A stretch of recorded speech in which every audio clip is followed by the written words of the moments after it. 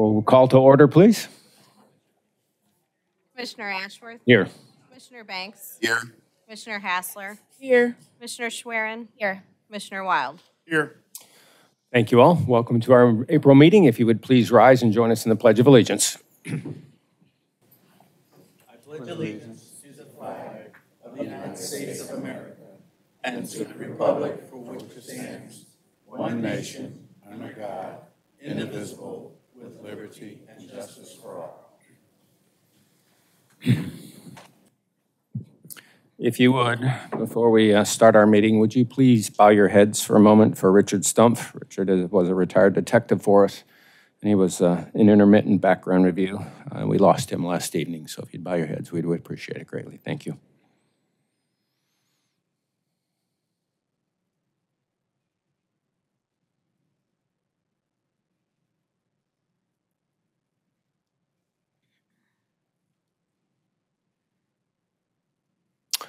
Thank you very much. Notwithstanding what we just bowed our heads for, hopefully you are having a good April, and over the last month or so you've celebrated. If you believe in a faith, or even if you don't, you had a wonderful last month celebrating whatever it is that you might choose to celebrate. So thank you for joining us. And with that, we will get into the meeting. Anything from an open discussion standpoint? Nobody wants to say anything? Got a microphone? All right. Chief, I think we're going to bounce it over to you for a lot of the fun stuff of the meeting. Okay, thank you. Well, one other thing I wanted to say, if I could. I've been knowing Rich for as long as I've been here, and you could not find a nicer guy that always had a smile on his face, that came to work and did his job, not ever one complaint. Even when he was a detective here, he was the same way. And he's been an intermittent investigator for us for 5 years, and I was totally shocked to hear about what happened yesterday. So, anyway, have some chief's commendations. First up, Police Officer Mark Johnson and Police Officer Jerry Hall. Come on up.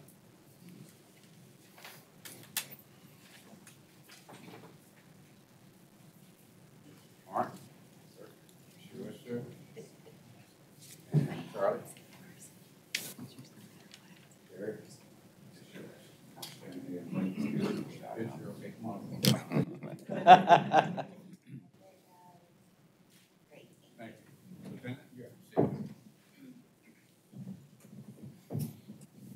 Members of the board, ladies and gentlemen, Chief, we're here to commend these officers for a great job. October of 2023, Webster Groves responded to a carjacking at the parking lot of Hot Shots. I'm sure you guys remember that on the news. It got covered pretty heavily. That's right next to the Afton Precinct boundaries. So it's right across the street. These officers responded as well with Webster. There's information that came out that one of the suspects was shot and killed by the victim, but then one suspect fled on foot at a nearby apartment complex. So these officers heard that. They went straight over to the apartment complex and later got him into custody without incident. They found the gun that was used, made the arrest, and they did a really good job. The suspect was charged with a couple felony accounts, including murder in the second degree, and was put out with a $1 million cash-only bond, which is a huge deal. So you guys did a great job. Thanks for all your hard work down the Afton Precinct, and it's well-deserving.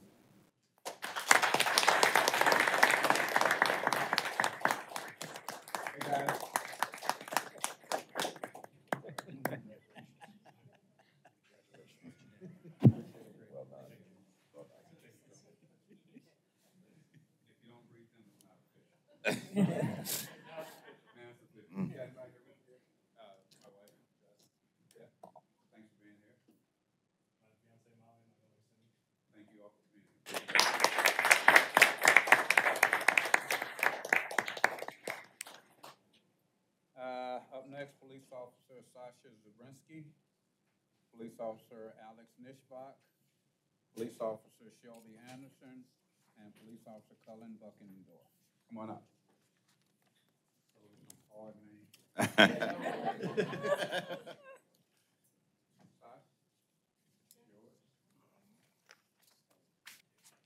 Alex.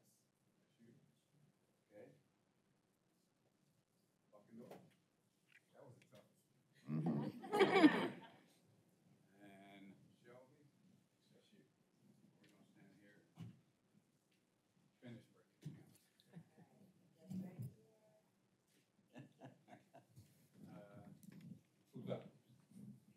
here we go. Sorry.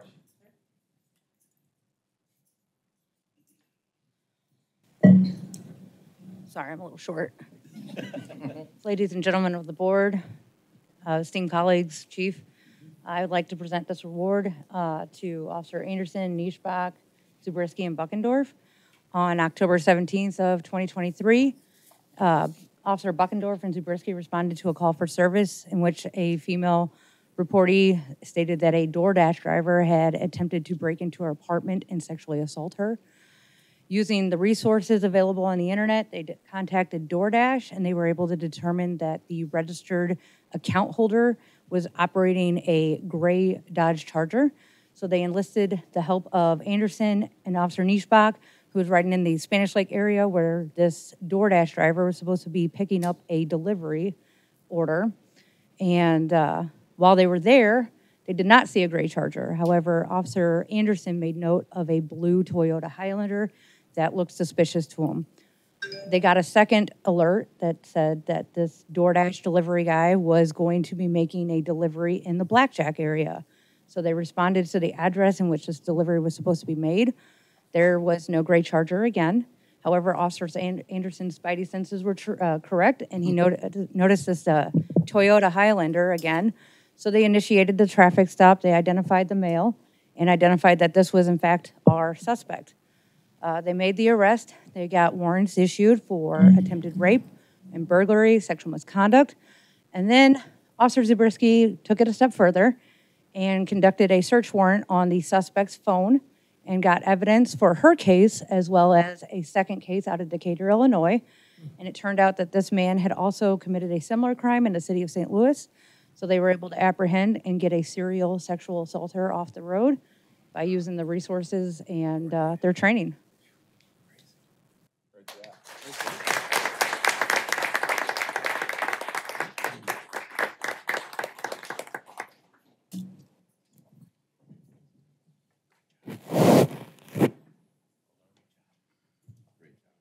Alex, how are you? Buck, you got anybody here with you today? I have my wife, my mother, my sister, and my dad. Thank you all. Appreciate it. All right. Sasha, anybody here Nobody with here, you? sir. No. All by your lonesome? Well, I've got the Got department, so. two parts. Those are the most important. Thank you. Anderson, who's here with you? My wife and my mother-in-law. Thank you guys for being here. Nish? Shelby and his wife and mother-in-law. Okay. Thank you all.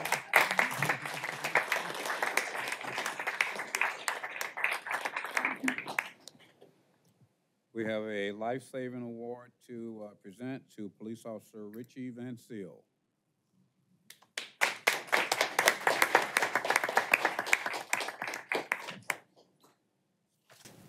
Thank you, sir. We're gonna step over here. Thank you. Lieutenant, you up, sir? Thank you, Chief, members of the board, chiefs. Everybody knows Rich. He's one of our favorite former Marines. He's a guy that everybody in the department loves, and we love him for that. So imagine his day when he goes to work secondary assignment early December of last year, getting ready for the holidays. And one of the employees at the store passes out, right? And Richie's one of these guys that you would love to have there for that moment because Richie's always available. He's always the right time and the right place. Richie responds, notices one of the young employees without pulse, not breathing, starts doing CPR, kind of keeping everybody calm. Guy comes back to with the help of the paramedics and with Richie.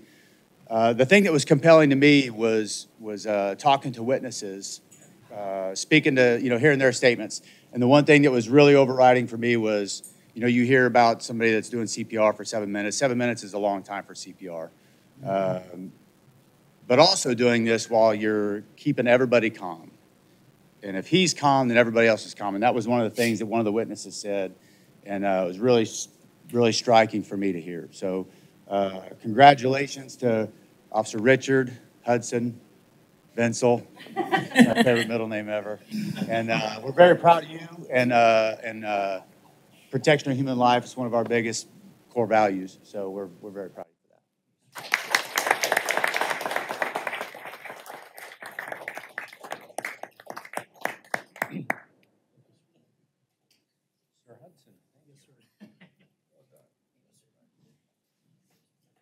I heard a long time ago that there's never such a thing as former Marines. Congratulations. Who's here with you? I got my beautiful fiance, Jean, my currently truant son. Thank you guys for being here.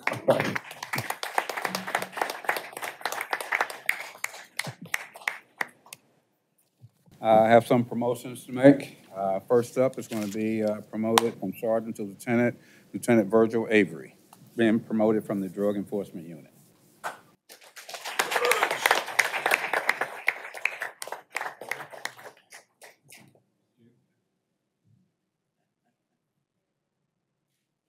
Normally you come out to the office and present you with your badge because it's there to eat this.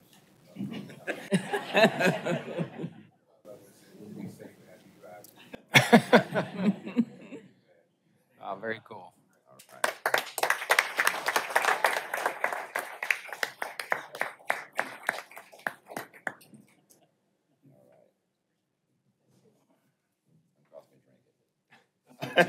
Two. Okay. Have one of those.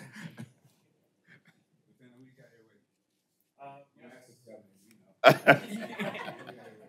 sons are also truant, Rich. My mom, my dad. Where are they at? Oh, there they are, back there. My sister's here. And then my street team boys are back here. Your street team guys. Okay, there they go. All right. Thank you guys.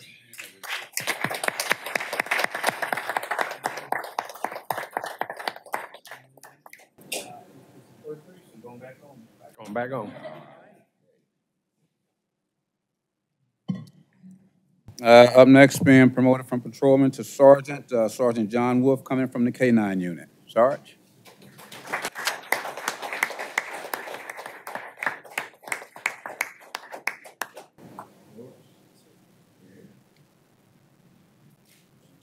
Great. I'll meet the board.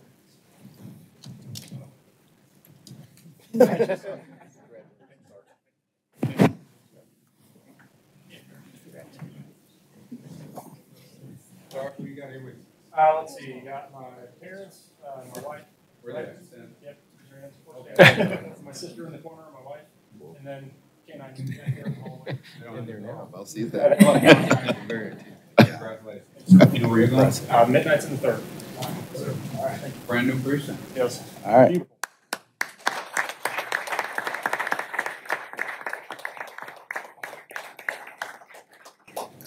Being promoted from detective to Sergeant Nicole Norberg, coming from the.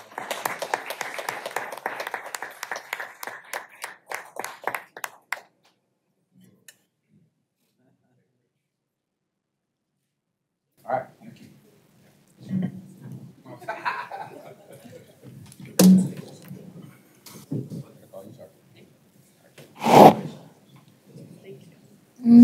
So on the day that we promote Nicole,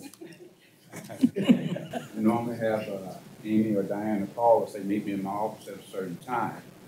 Just so happened she was on the road headed to on a vacation. And she was that far out, she started to turn around, thinking this was going to happen, but we told her not to. So we hope you enjoyed your vacation. Yes, sir. Who you got here with you? I have my husband and my parents in the back, and then old child. There you are. You guys, you right? You know where you're going? First precinct. First yes, sir. precinct. All right, boom.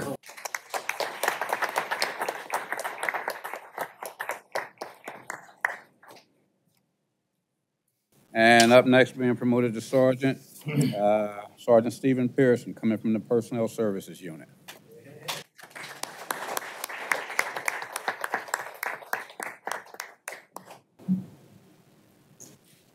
Great.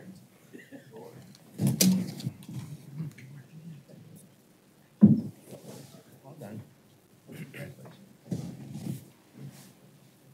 Sergeant, who you got here with you? I have my wife, Nikki. Ken, thank you for being here. Where you going?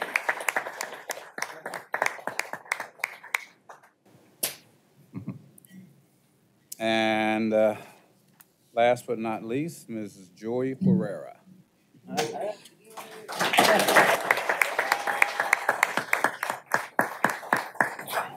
Joy being promoted from the care unit to care supervisor.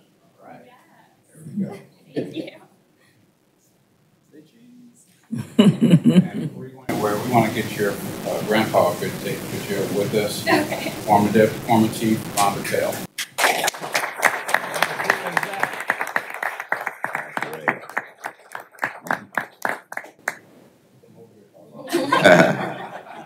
I tell those people to do.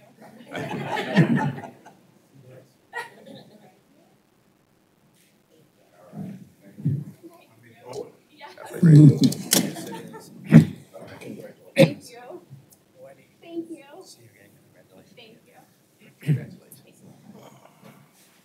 Thank you. Other than Papa, who's here with you?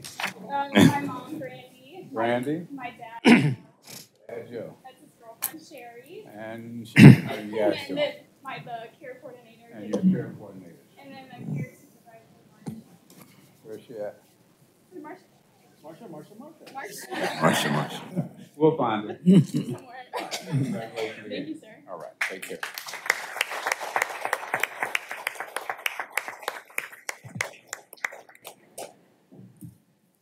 Chairman, that's all I have. Thank you. Impressive group of people, as they always are. Very well done. Congratulations, all of you, on behalf of the board. I think you saw our smiles and our head shakes and our enthusiasm as each one of you came up. It is just a delight and a pleasure. For those of you who have supported them throughout their careers and will support them going forward, we heard Sergeant Wolf going to Knights. Thank you for that sacrifice. We pick on him only because he was the only one we heard going to Knights, but anything like that way, right? We just appreciate all that you family members do, friends, to support them with the good days they have and the bad days we have. So congratulations to all of you, family, friends, and all of our officers. Thank you very much.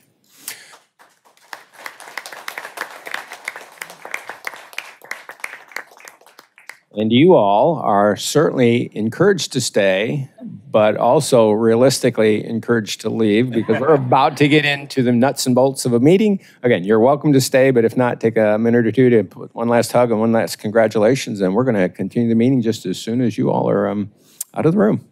Thank you. Thank you.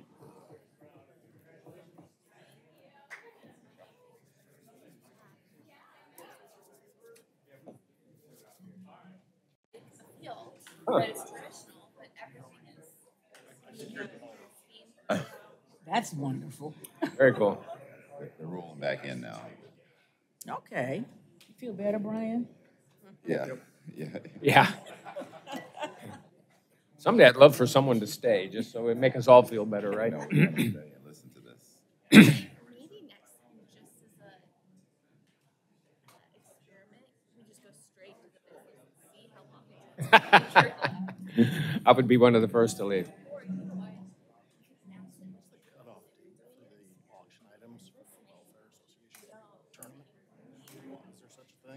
Well, we have taken action items all the way up. To be a particularly respectful group like this, maybe, yeah. Good morning, everyone. Good morning.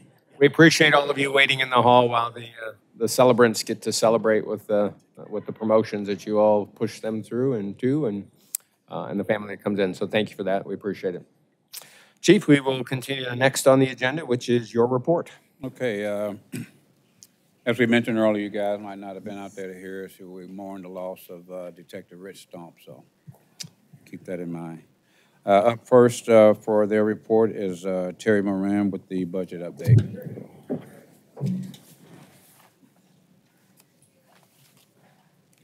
Good morning. Good morning. I'm just going to report on the 2024 year-to-date. It looks like right now, we're going to have about 9.8 million surplus. And of course, the majority of that is salaries due to all the vacancies.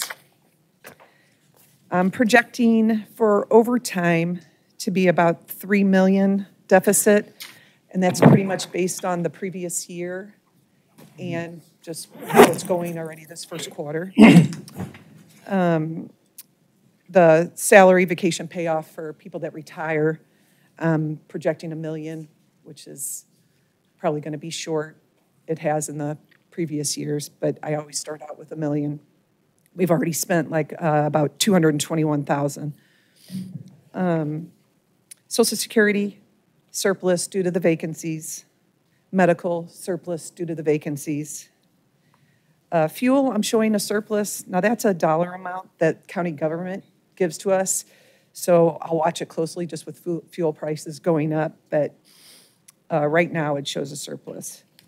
Telephone, I'm showing about a 500,000 surplus. We had a surplus last year.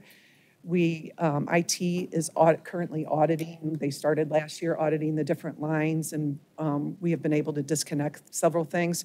So I believe this is probably a good number. And then we can make adjustments, for next year's budget, but right now we didn't change anything. And then vehicle maintenance, I think it was.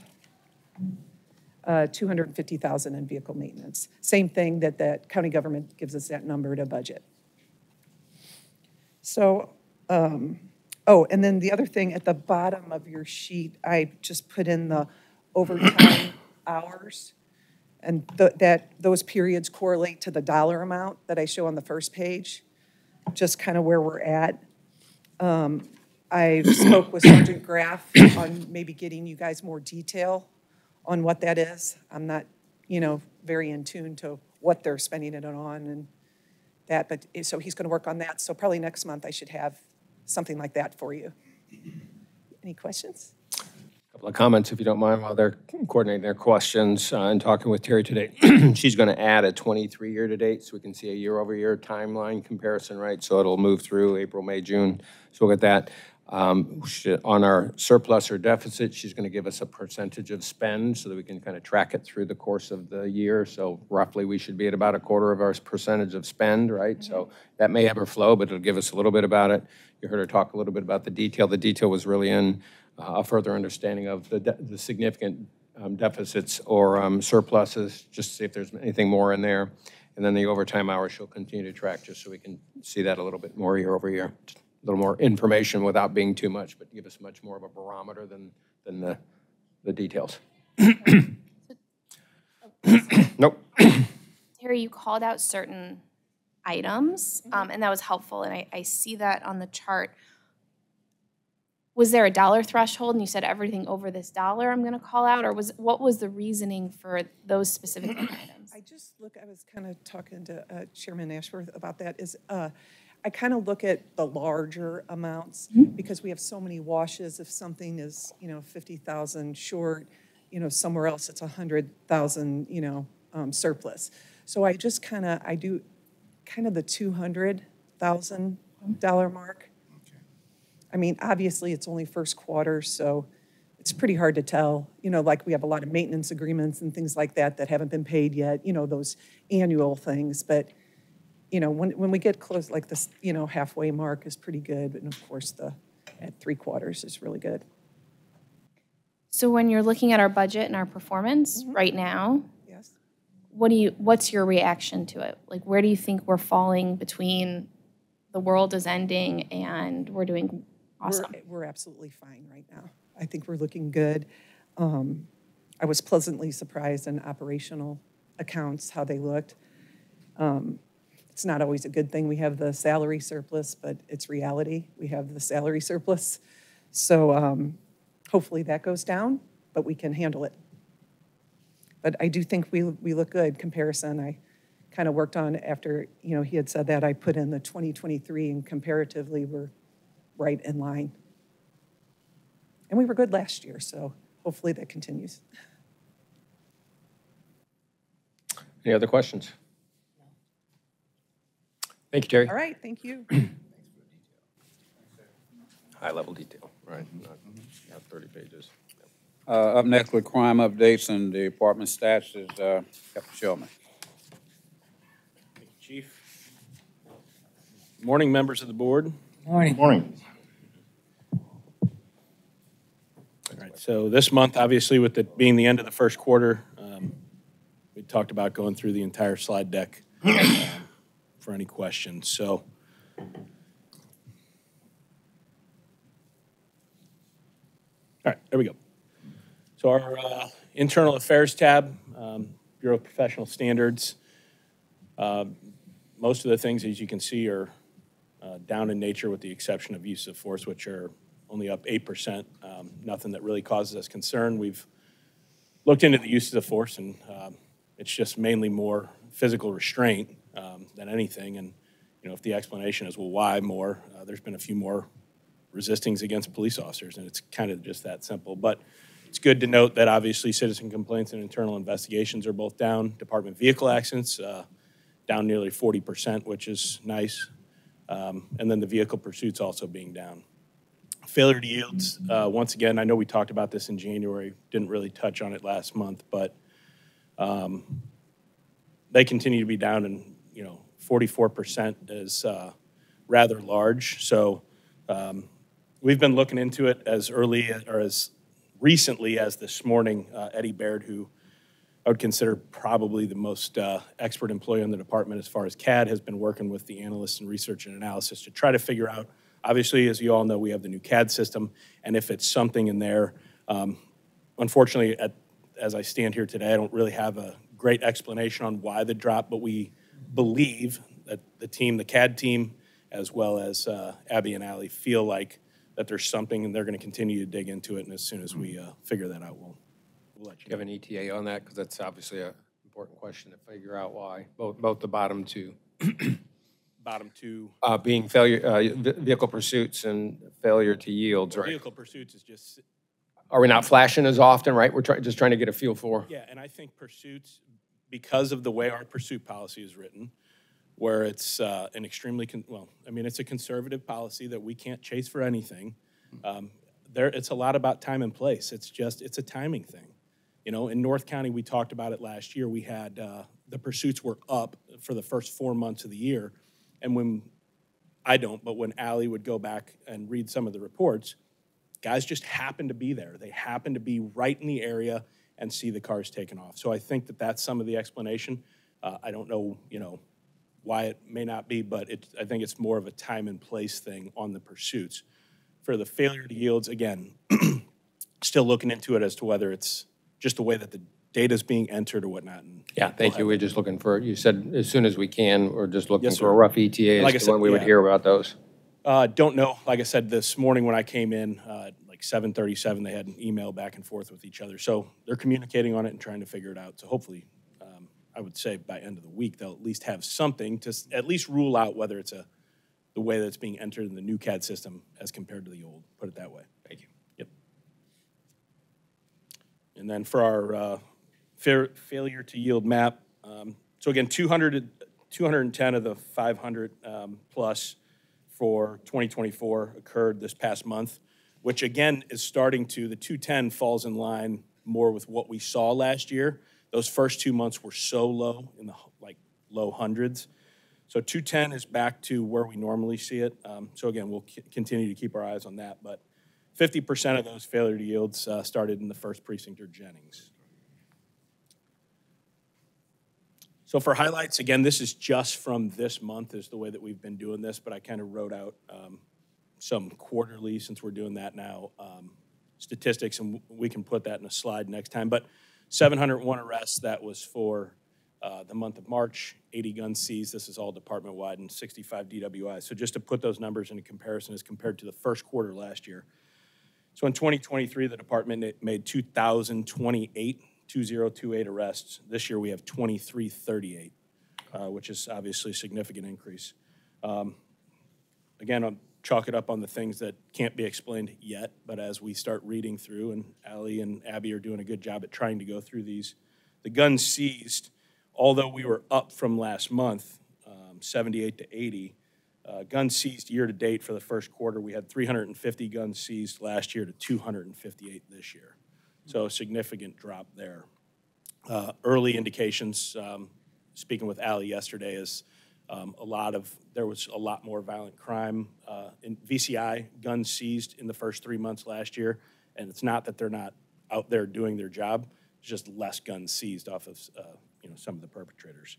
And then DWIs, even though we almost set record numbers last year, we're actually north of where we were last year. We have 183 compared to 170. So all in all, not bad, but again, we'll continue to monitor those numbers. So when we get into our crimes against persons, homicides, again, I always feel like I have to note, just so it's so everybody understands that these are homicides that occurred in unincorporated and or our contract municipalities. So we're 10% down there, obviously 10 to 9 year to date. A couple other notes, aggravated assaults up 4.8% overall. But the good thing is crimes against persons right now down 4.6%. Delving into homicides by the numbers even more, and what our infographs show is the numbers investigated by crimes against persons. Hence, they've investigated 5 more homicides through March 31st than they did last year. So they have 20 this year investigated and 15 last year. So 4 homicides this month, 2 within St. Louis County patrolled areas, 2 in municipalities. 1 was in Velda City, 1 in Moline Acres. And then the 20 homicides for crimes against persons for the year shows 11 for St. Louis County PD. And you remember we just reported 9, but what they have to capture their stats on, and I remember that Captain Cavaletti explained this a few months ago, but just to reiterate, 2 of those were from previous years that were just classified as homicides. Captain, before you turn the page, so let's let's get the numbers for year-to-date 2024 for the county you gave us. For the St. Louis County Police Department, do you have a feel for, do you know offhand what the numbers are for the county in total, including all municipalities? Are we trending above, below? I don't know that. Like you're talking, you throw every municipality in and all of their investigations, major case. Every citizen in the county? I don't know that. Could you come back next month with that, please? Yes. Thank you. I don't have a pen. I'll remember it. Thank you.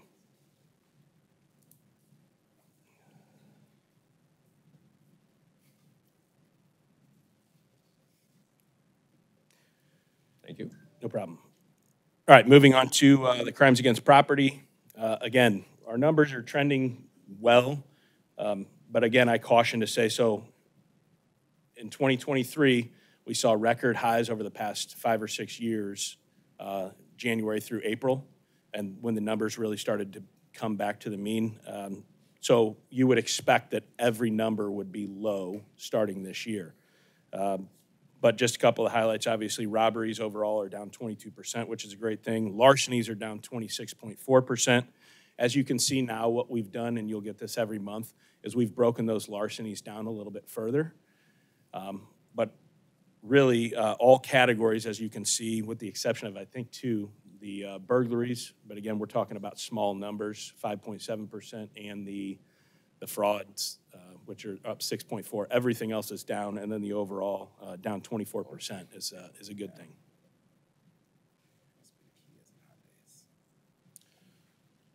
For the crimes against society, drug violations obviously continue to be down. The one thing I want to note on here, outside of I've already noted the DWIs and how it's amazing that we're still up considering we had the highest numbers last year, but the prostitution offenses, you know, if you just look at the percentage number, it's 400. We're talking about minor numbers here.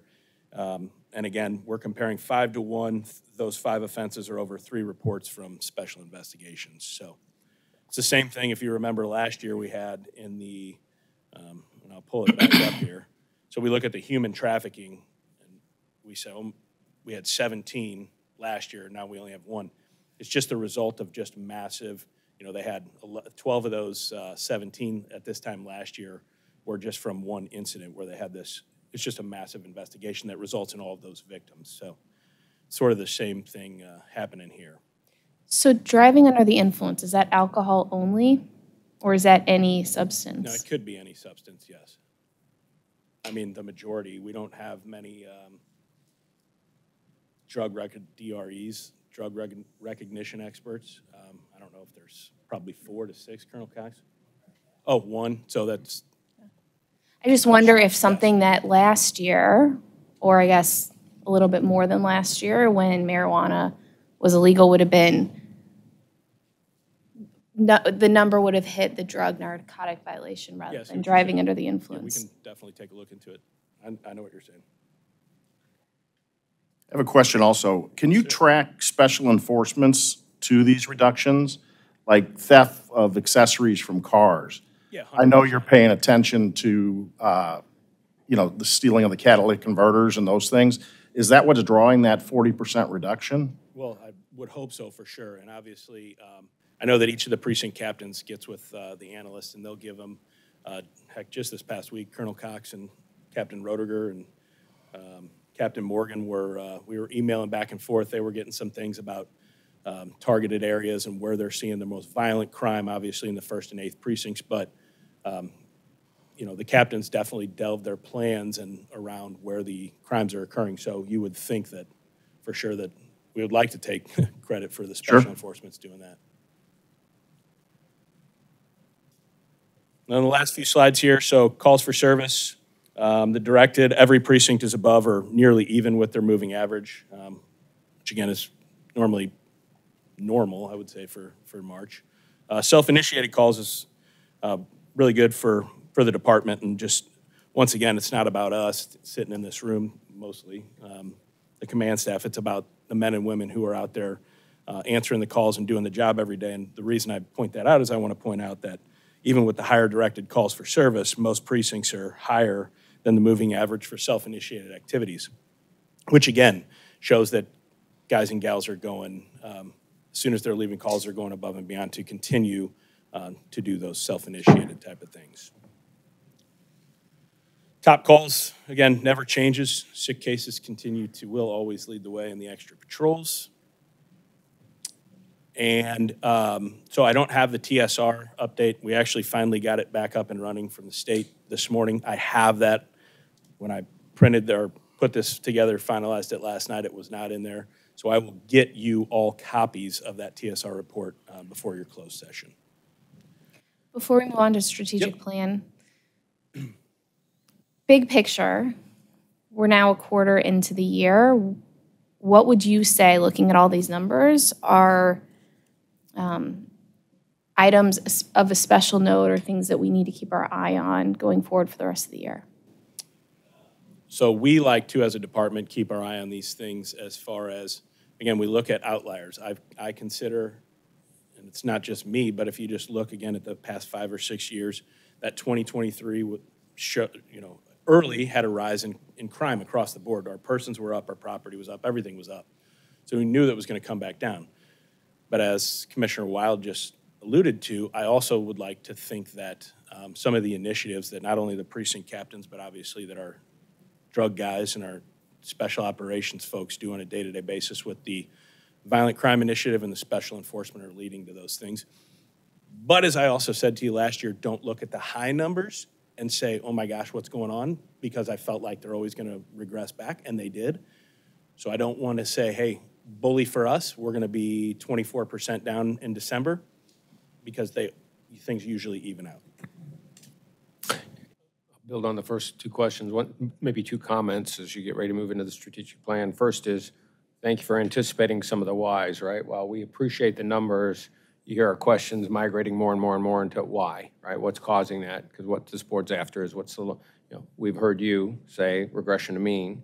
What we want to see is that mean line come down over time, right? So as opposed to a mean of 38 homicides per year, how do we get to 37, 36, 32, 30, whatever that might be, based on special enforcement, based on Commissioner Schwerin's comment, what's the focus for the department, whether that's just patrol or whether that's violent crime, whatever that might be. That's ultimately why we're asking the whys, right? Why are we doing it? What's going on? What's causing that? And what are we doing in response to it? Specific reference to homicides, as you know, Colonel Cox, and I think Colonel Law has been thrust into that as well, but I think Colonel, are you giving an update on that? Right, so that violent crime initiative basically that he's been tasked with, which targets assault first degrees and homicides.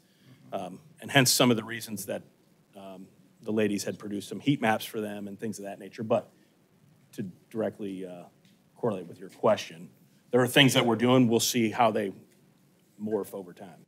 Thank you. And part of that was a tee up to the strategic plan, right? Part of the strategic plan should be how do we ultimately increase the involvement of our employees, right?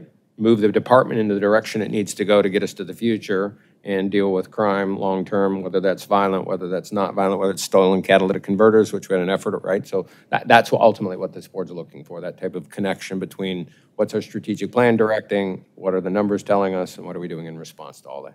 Totally understood. I have one last question, and hopefully it's not too much in the weeds, but do we track assaults on law enforcement and then the disposition of those?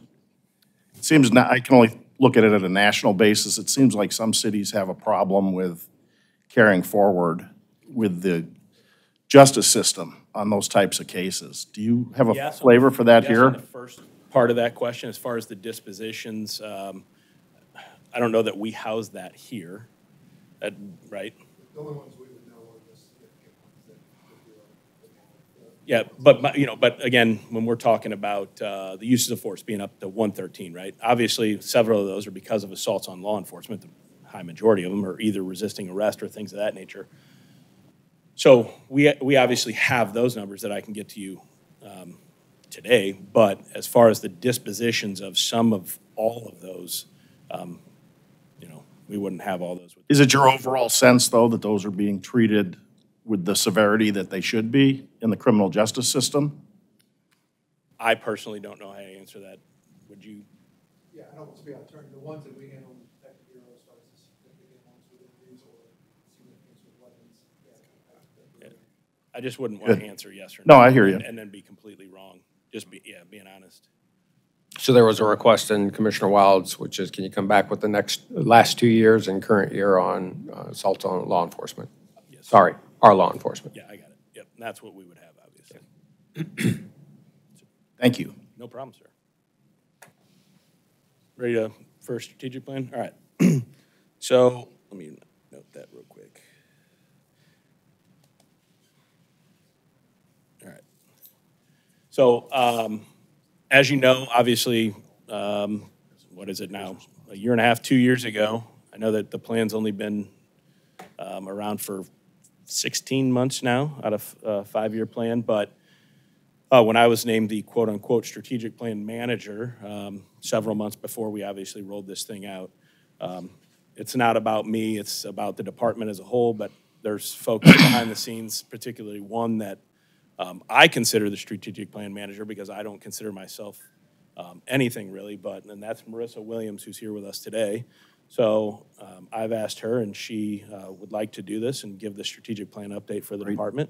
And I think that it's good for you to see the actual person who's doing the work behind the scenes on behalf of everybody in the room. So, ready? Marissa, thank you. Yeah. Tell the truth. Did you really volunteer for this assignment? Okay. Good for you. What a great development. We're harmless, I promise. Okay. So on the screen, you're going to see a comparison between the progress of the strategic plan. So I have Q4 from last year and Q1 of this year. As a recap, that plan contains 5 overall goals, which are broken down into 23 initiatives and 103 key activities. As you can see, from the last meeting, we were able to move 3 completed items to 7 and 6 reoccurring completed items to 7. The 4 items that have been finalized in the last 2 months and moved to the completed stage are the following. So during this time, one of the key activities was to create a portal with the prosecuting attorney and county counselor for case updates for citizens to access. In order to accomplish this, a link was added to the department website that will direct citizens to an existing portal to track their case through the prosecuting attorney and county counselor's office. Another one was to expand the workflow production to the implementation of administrative paperless technology. Adobe Sign licenses were purchased, instructions were created, and a rollout plan has been administered. By April 12th, all work elements should be transitioned over. Develop and implement a system for computerized record checks to be conducted. Currently, local record checks that were handwritten have been eliminated, and they were replaced with electronic statewide ones. So in order to complete this in the record room, they basically fingerprint the individual. Beforehand, the public will go on to Identigo, set up everything. They just come in for fingerprints. And those are then sent off to the state.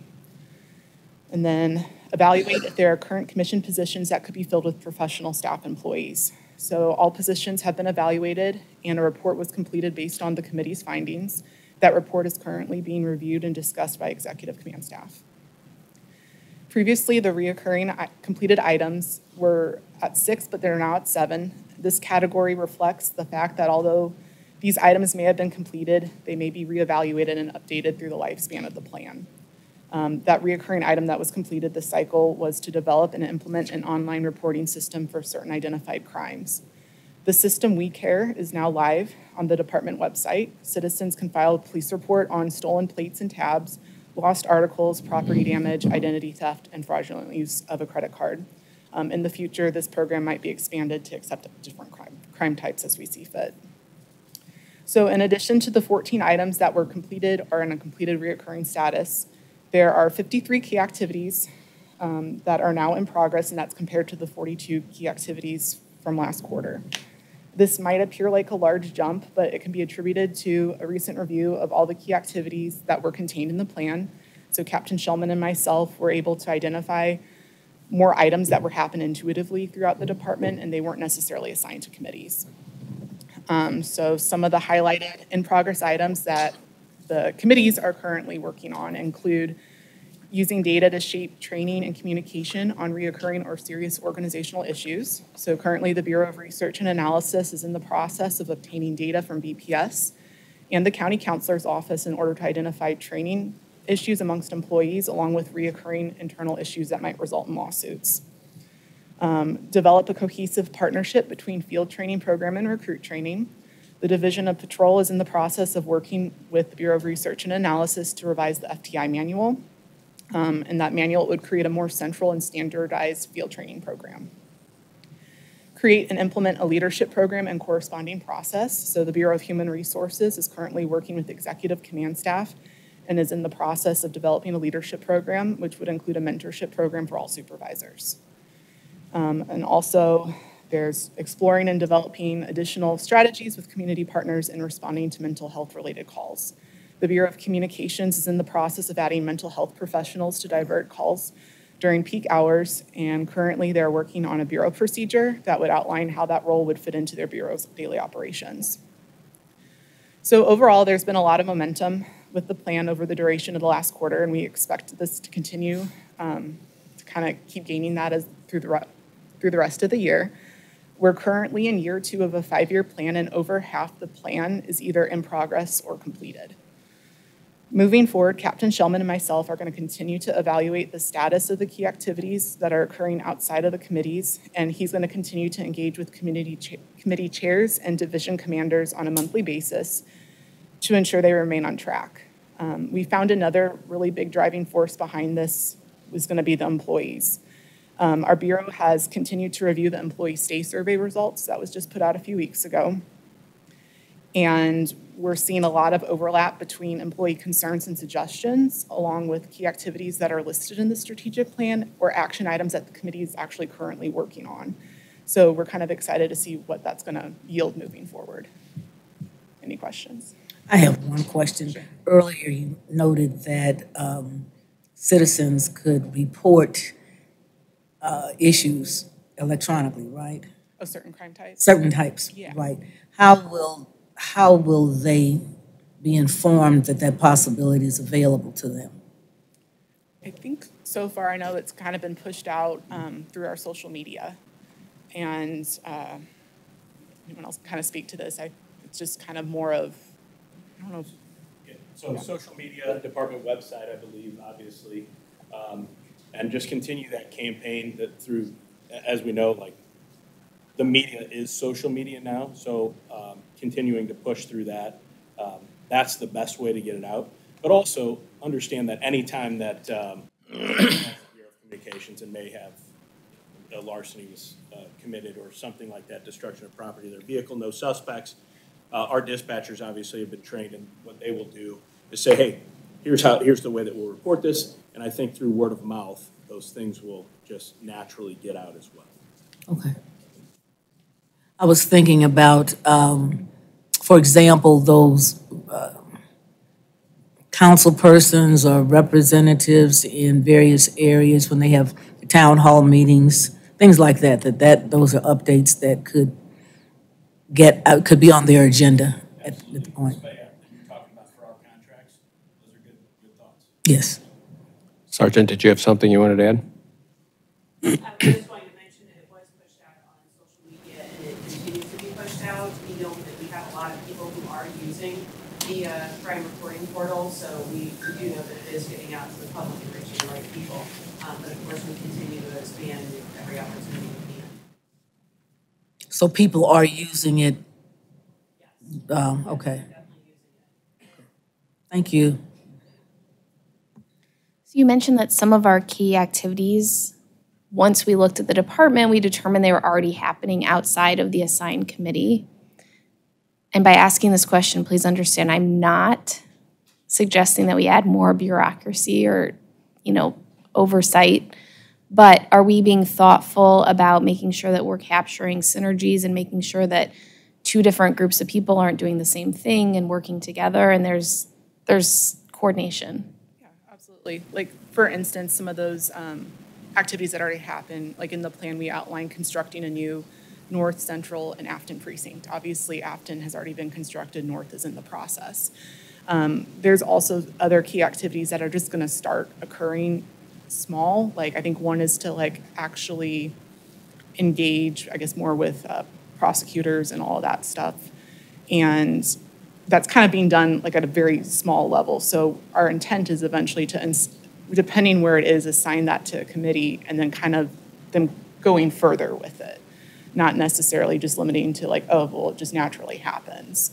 And I think currently we have two committees that have kind of been looking at similar things, and it's one of those things of taking some ideas there and merging it with others. So that's kind of why Captain Shellman's been really great as we've reviewed a lot of stuff, because then he can kind of delegate to the chairs of hey, well, they're kind of doing this, you all need to talk. So we're not trying to duplicate work, we're just trying to streamline it. I'll piggyback off of that real quick. Captain Ware heads up the Strategic Plan Committee for DCI. We had recently talked, two of his, one, for instance, had to deal with tuition reimbursement. Ms. Wagner is kind of working on that as well. So we talked about it. Ms. Wagner's got a portion, but then the committee still has a few things that they need to do. So before we take that away from them and put it, I don't want to say on her plate, but until it's finalized, they're kind of both working on it. There'll be a time that we pull it from the committee and then we give them something brand new. And we've done that. The hybrid committee was working on something that we realized the chief's office is kind of doing the same thing. They did their piece, we took it, and then another one was reassigned. So that's my job. I don't want to say her job, but sort of. We sit down and we'll go through everything every single month. And then we say, okay, because what she doesn't know is she's not in the command staff meetings. She's not in the executive command staff meetings like I am. The perfect example is the leadership that Ms. Wagner's working on.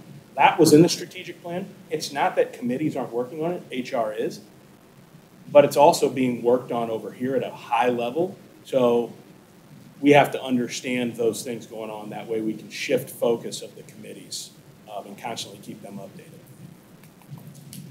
So your group is the one who is managing and shifting focus. Let me ask you this question. So when a task has been completed, a committee's worked on it and it's done, what happens to those committee members? Do they pick up another task or? So okay. Captain Shellman and myself kind of go through and we look at a perfect example right now is that stay survey. We have a few things in the some committees that are going to need new items, and we have key activities that can already address some of those problems. So we go through and we're like, which ones do we think would be beneficial? We then send it to the chair and the division commander, and then they, usually if we have a list of options, we say, which one do you want? And they make that decision.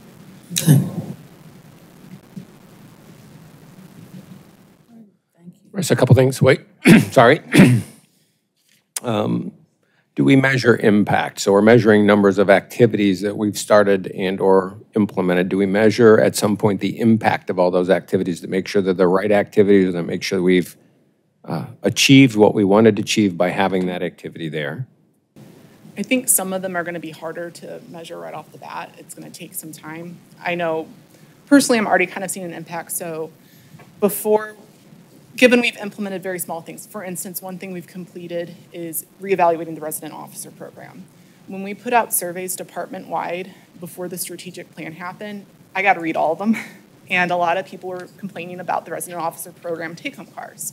Between that time and the stay surveys that I just went through as well, there's less complaining about that. And you know, we've already made changes to the general order to be a little bit more broad and a little bit more just flexible for people to have it. So at least in the surveys, I saw less complaints. So I'd like to think that that was probably a good impact on our part.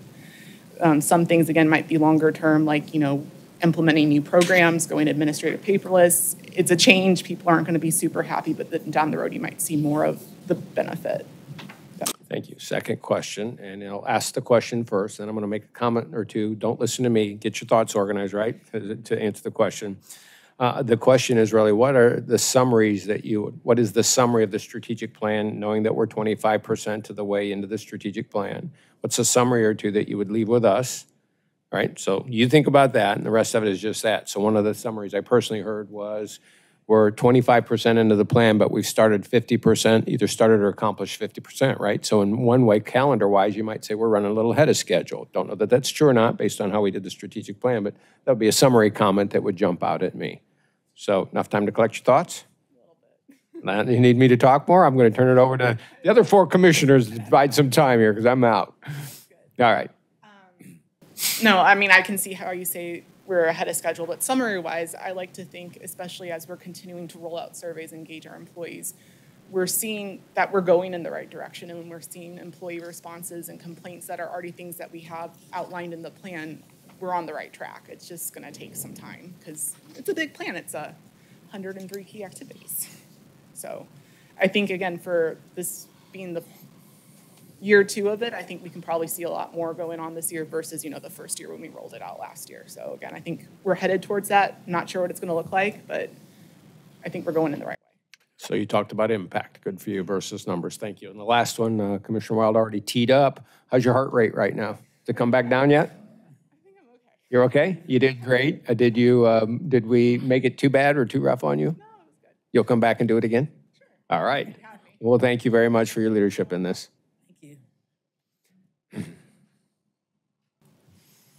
After every meeting that Captain Shelman gives his report, I tell him how great of a job that he did, how great he responds to the answers that the board asks him. And we know that the board just doesn't want to answer, they want to know why. Why did you come up with these numbers? And I can remember one time, I don't know if you remember, there was a decrease in some event that we had, and the question was asked of Captain Shelman, why? And his response was, rain. That's why it went down. Do you remember that? The response was, it was rain. It was just, we had just so much rain, and that's why. I remember that, and I'm thinking, was that the reason it went down, because of rain? But it was accepted. All of you guys were sitting up there shaking your head, yeah, it did. So he does have the answer to why things are going down. Is it the extra patrol? Is it BC out there that's doing their job? Things of that sort. And they are. But from my standpoint, I look at the work that those officers are doing out there. They might not know all the crime reduction issues that we have in the strategic plan. Maybe they do, maybe they don't, but they're out there working. As much as I hear about the fact of how short we are, we hear that all the time, but they're out there working. Commissioner, in reference to prosecution of officers that are assaulted, in my personal opinion, I think Wesley Bell does a good job with prosecuting those people that we bring in reference to that. That's just my 2 cents about it. Captain Shelman probably works with some of the smartest people on the department. Now, I don't know that they would have accomplished the 99.9 if they had to go to the academy like some of us did, but just one. 99.18, my bad. Sorry about that, Chief. But they put these stats together real quick. I don't want to jump into Julie's report, but she did this, what makes you stay? And we sent that out. We got a lot of results from it, and we discussed it quite a bit yesterday. I don't want to take any of her steam. And we made some plans as to how we're going to address these things. But it just took a day for Captain Shelman's staff to summarize those things so that we have certain categories and we know how that we're going to attack them. So anyway, you're up.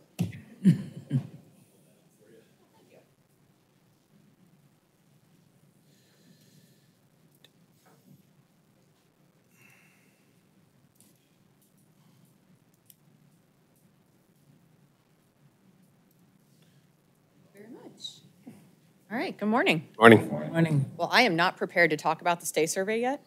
So Next month. So we are Next month still in detail.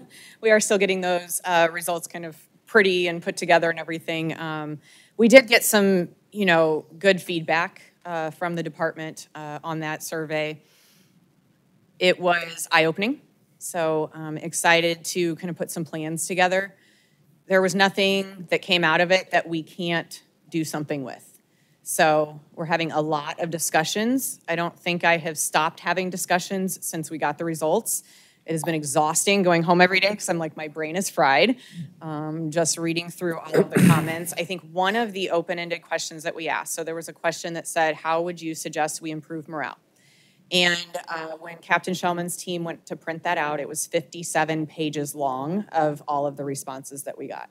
So it's a lot of good material. So we had 30 people that were willing to give their name, saying, you can reach out to me for more feedback. So I reached out to those 30 people and set up roundtables to bring them in.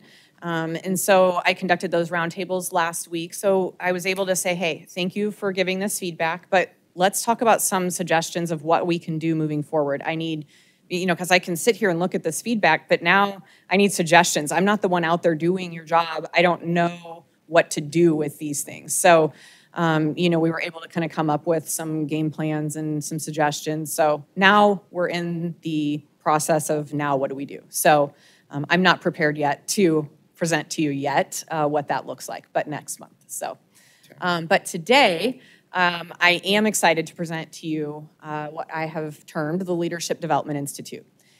So I guess it's been almost 6 months now that I've been with the department. So one of the first things I was tasked with is to come up with a leadership development plan that is really focused on succession planning.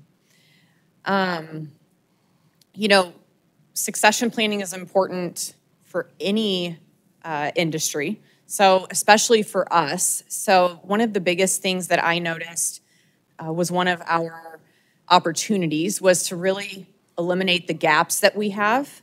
So in our knowledge, our abilities, in our leadership. We also need to strategically place our key personnel throughout the department and then continually review our talent that we have.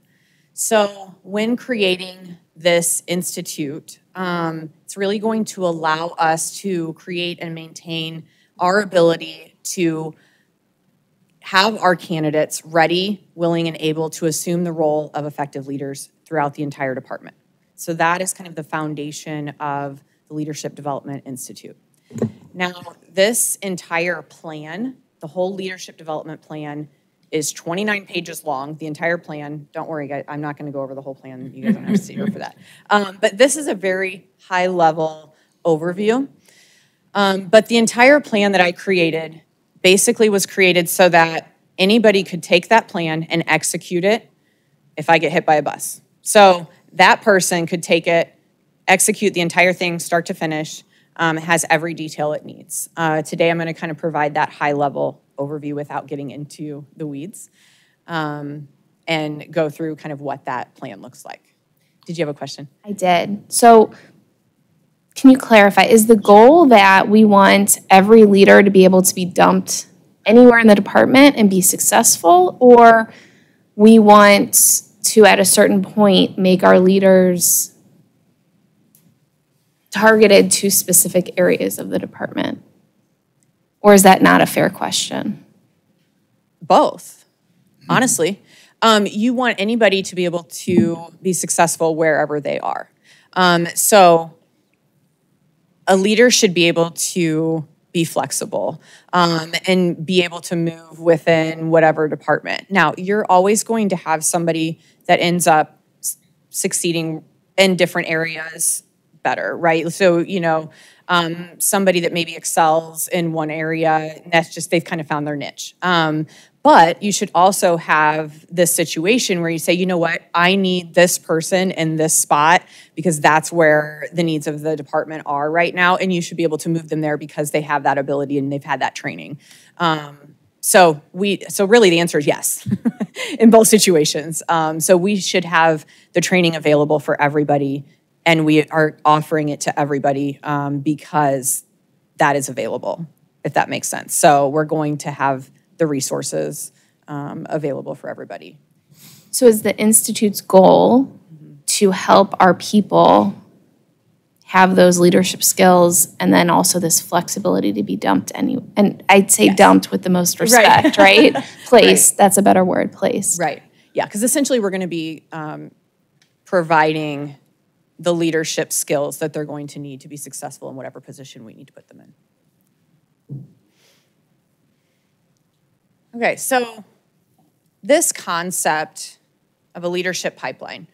So this diagram here is basically taking leadership pipeline theory and this idea of pivot points and applying it to law enforcement. So as a police officer, you're leading yourself. When you then move into a specialized unit, then you are making this pivot you're going from leading yourself to then needing to manage yourself, pivoting to managing special projects. So you need special skills to kind of make that pivot. Then whenever you go to be promoted to a sergeant, you're pivoting from managing projects to then managing others. So again, you need this training to learn how to do that. That is an essential pivot point that you don't necessarily innately know how to do. We need to offer special training on how to do that. And then again, when you go from sergeant to lieutenant, you're pivoting from managing others to managing managers. So that's another essential pivot point. Again, lieutenant to captain, you're pivoting from managing managers to managing a high-level unit. And then there's another pivot point from captain to lieutenant colonel, pivoting from managing a high-level unit to strategic big-picture leadership. So there's these very essential pivot points that we need to make sure we are providing training on. These are not things that just occur naturally. We cannot just assume that everybody can make these pivots naturally and on their own, or that they know how to find the resources to make those changes on their own. So that's the foundation of this program, is that we're going to provide them with the training to make these changes for themselves. So the basic infrastructure of the program. Can I jump in with a quick question? So on the last slide, is the assumption that before becoming a sergeant, an officer has to have some sort of special assignment? Not necessarily, no, but it helps. It absolutely helps. And one of the things that came out of the STAY survey, for instance, is tenure and in terms of specialized units. And so, right now we have some people that have been in our specialized units for a long time, which is good. They have this really good experience. And so talking about, they've been in these units for a long time, they have this great experience. So talking about, do we look at implementing tenure and maybe having a hybrid model? We don't know yet. We're still having these conversations, but maybe having these permanent spots, but also having these spots that we call them career development, maybe, rotational spots, that maybe we look at, okay, you've been in this for however many years, and now is it time to be putting in for a promotion? Because we could use your skills in these promotional spots. I don't know. We haven't had those discussions yet, but looking at, because that would be a really good promotional opportunity too. We could use those skills. But you do not have to, but it's a good pivot point. May I build on that, though? But to Commissioner Schwerin's question, you went to special units. There are other special assignments, such as being on the strategic plan and leading one of the committees. There's other ways to do it that are less formal than placed in a special unit, correct? Absolutely. Okay, thank you. May I interrupt for a moment? Saw a lot of people looking up at the slide, which is cool, particularly the group that's in here. Saw a lot of this, right? You're starting to roll this stuff around. Does what executive director is talking about make sense? So I'll share with you, this is done, that same model is used in business for the exact same reasons she's describing. And sorry to bring a business background to it, but we are in a business, right? Our business of protecting people and enforcing law. So what she's described is dead on for all the reasons she's described. Thank you. I guess I just want to comment that if this is our plan, I want to make sure that we have enough things that qualify as special assignments, such that if I'm an officer and I am looking to be promoted and take on more leadership, I want to make sure that there are enough opportunities for me to be legitimately considered for promotion at the point when I do have those skills. Yeah, of course. And like I said, it's definitely not required. And this is really just for more illustration to kind of show that pivot needs to happen. But absolutely. I would encourage us also to concentrate on the police officers that want to make that their career. As the chairman mentioned, I come from an engineering background, and we're always constantly, we have such a need for strong technical talent, which in this case is our police officers on the street. Yes. And there are people that's what they want out of their career. They want to run engineering projects. They don't want to be managers. They don't want to be, leaders in the sense that, it's a position type thing. Absolutely. They want to, so I hope we'll continue to focus on the police officers and the sergeants who, that is their career, it's their chosen career. Absolutely. And that's where they want to be. Absolutely. Because really, and here, I'm going to go to the next slide because as I answer this, because I think it's important too, this institute is broken out into 6 groups because the training differs for each group. And honestly, if there is an officer out there or even a sergeant, that is their ultimate goal, they don't have any interest in going above that, and that's okay, they could still be a part of this. Because just because they don't want to go to the next step does not mean they don't want to make themselves better at the step that they're at.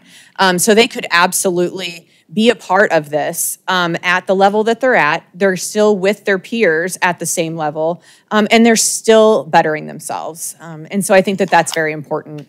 But yeah, so we have it broken out into the 6 groups because the trainings need to be relevant to that group. And as on one, I guess not on this slide, the next slide, it shows there's also a mentor aspect as well. But some of the, I'm sorry. Can you go back to that last? Of course. Disagreeing with Commissioner Wild, I'm thinking a step further that possibly really emphasizing to those officers that they are leaders also. Yes. We're saying Leadership Institute and looking at all the various steps. Yes. But sometimes the language is really important to convey to folks so that they are supported in terms of how important their role is. Yes, absolutely, because you don't have to be a supervisor to be a leader. So, Right, yep, right. absolutely. And so if in the Institute, I think that's important too, that people are choosing different pathways that really could be horizontal. Yes. As far as what they want to do with their lives. Yep. Yeah, absolutely. F. Director, thank you for accepting our question. I'm going to ask maybe for your sake, because everything we're being saying yes to, you're already saying, yeah, and I'm interpreting that's built into your system. Maybe we can hold our questions, let you get through. There's a full presentation, jot your questions down. We'll ask them at the end, because it sounds like you've already got a yes to most of our questions. So we'll maybe quiet down a little bit. And no problem. Yeah, thank you. Not a problem at all. So some of the features of the Institute, so there will be a coordinator that's going to run the program. As I started creating the program, I realized this is much bigger than something I can run. It's just not feasible. So this will be a full-time civilian position that will be filled by a mid-level HR professional. The position has already been posted. We're starting interviews next week. So very excited about that piece. So this person will own the entire program. It's actually going to be an HR project manager position. They will coordinate and vet all of the trainings, collect memos of interest, career matrix forms, which is on the left there. I understand it's a little hard to read. This is just an example of the forms that we'll be collecting from individuals that are interested in the program. It's basically just a summary of their career. It makes it a little bit easier than having everybody fill out a resume or create a resume for it. For selection of employees that are interested in participating in the Institute will submit a memo of interest and the form to the program coordinator, or a supervisor can submit a memo on behalf of the employee saying, I suggest that this person be considered. And then at command staff meetings, a portion of those meetings will be dedicated to discussing potential leaders for the Institute, as well as an overview of what has been happening through the program, also about subject matter for development, things like that. And then in terms of assessment tools, I have identified Hogan Assessment, which we will be using as an assessment tool for all of the participants in the program. So Hogan is an assessment that assesses a person's motives, values, preferences, and personality. It's kind of a 4-part assessment tool. And what will happen is the coordinator and one other person, which will likely be me or somebody else in my office, but probably myself, will become certified in Hogan to be able to analyze results. So each participant will take the assessment, and then the coordinator or myself will go over their results with them. They'll be able to use that kind of as their future development and for their career. And then as far as measuring success, so this is kind of 4 parts as for the whole program. So one way will be participant satisfaction, so the surveys at the end of each of the trainings. Learning, so end of course tests. Application of skills, so this will be done through their performance evaluations. And then department impact, so we'll measure that through retention and satisfaction, so that's a little bit longer, long-term. So the different pieces of the program. So there's a mentorship piece. So each participant will be assigned a mentor who is a rank above the participant. Now, mentors for captains and lieutenant colonels could be selected from outside of the department. So training, it's going to be a hybrid of in-person and virtual training. I have already identified the exact trainings that are going to be taking place for the whole program for the next year. Now, one key piece, so this is for commissioned and professional staff. So this is for the entire department.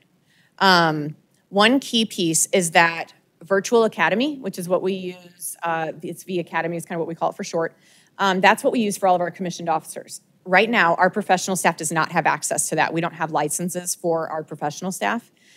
So one key piece to this is a proposal for our professional staff to have access for that, to purchase licenses for them. So that they can have a part of this. And even if they're not a part of the program. So we have about, on average, about 300 professional staff, and I'm counting a little bit high.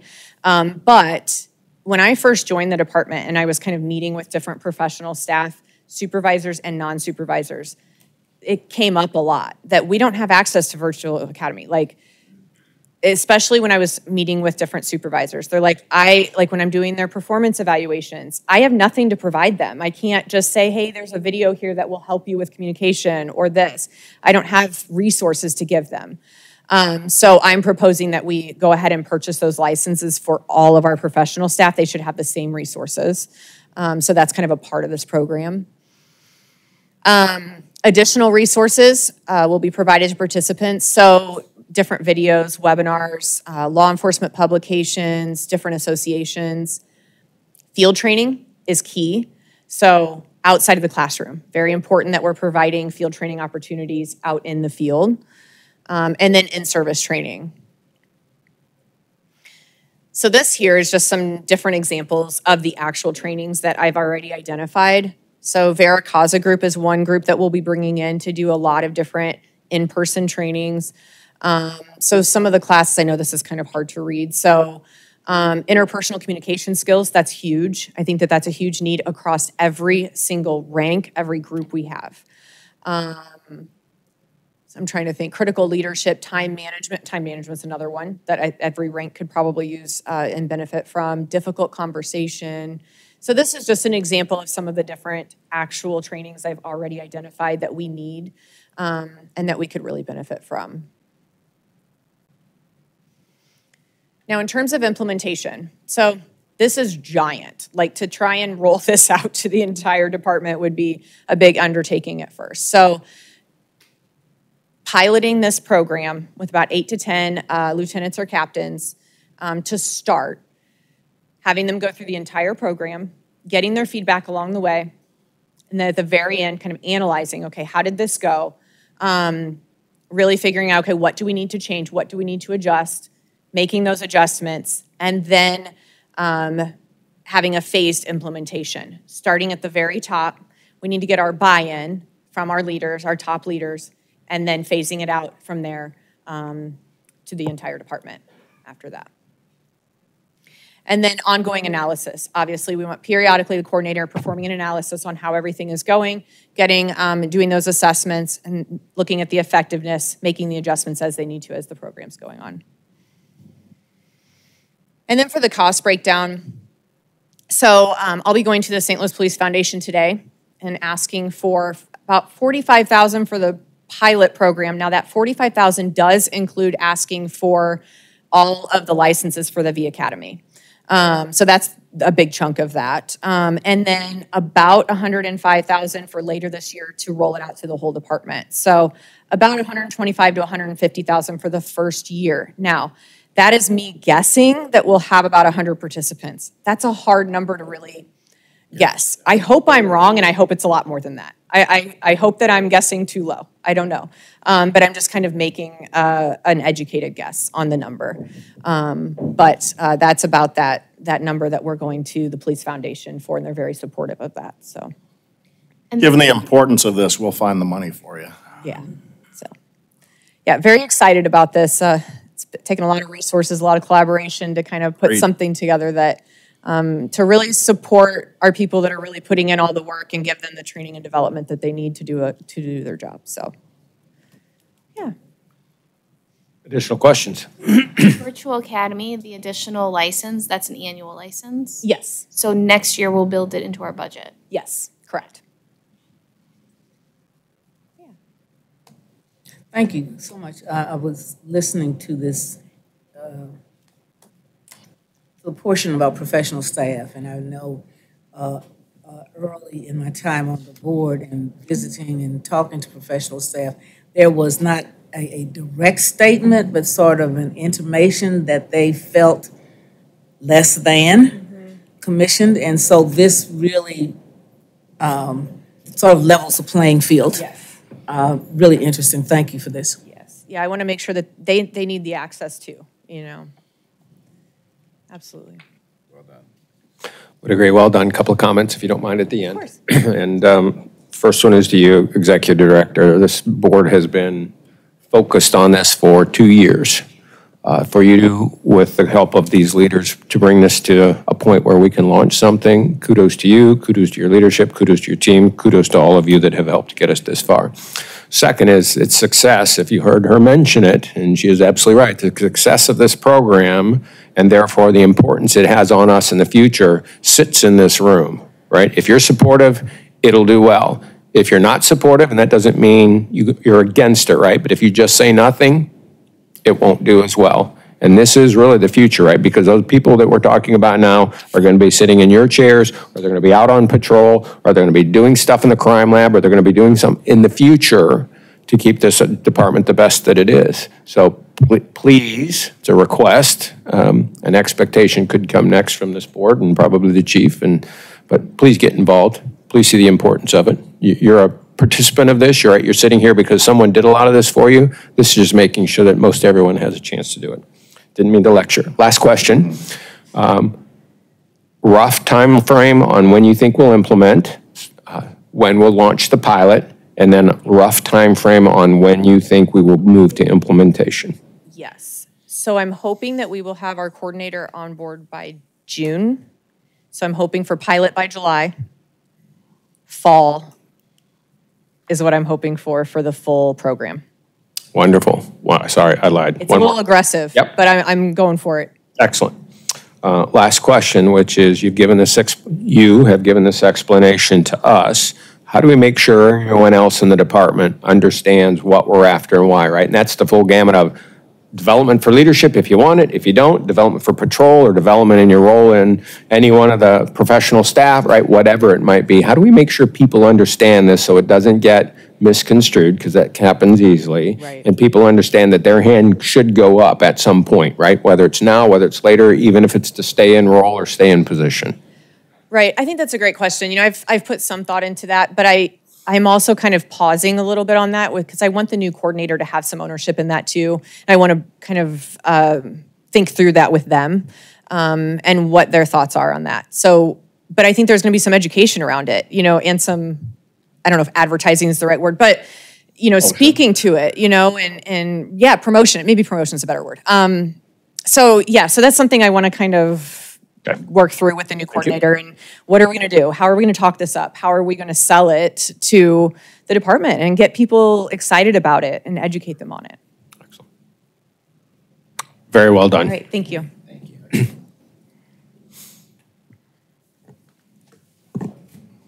Ms. Wagner, can you talk for just a second about the open house? Oh, yes.